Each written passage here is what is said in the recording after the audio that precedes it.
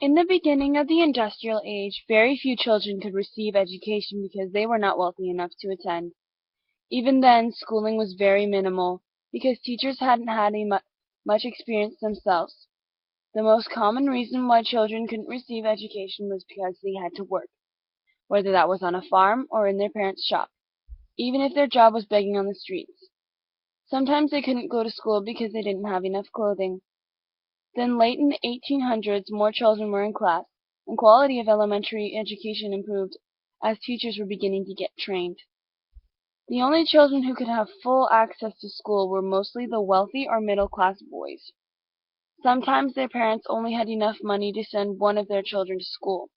This would usually be a son because men could provide more efficiently during this time.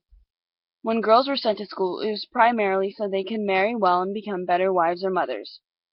Since poor children didn't have enough money, they could only get as much education as they could from dame schools, which are in-home teachings, or Sunday school. In the 19th century, there were changes and advances in education. Young children were working to support their families in order to get food and clothing. The children would work all day in factories, and the government began to get worried. In 1833, the government passed a Factory Act. This act ensured that children received education for a certain amount of hours. The children's education must include basic skills such as reading, writing, and mathematics. The Factory Act made certain that children get 2 hours of schooling each day. It also ensured that ages 9 to 13 could not work more than 9 hours a day, and ages 13 to 18 could not work more than 12 hours a day.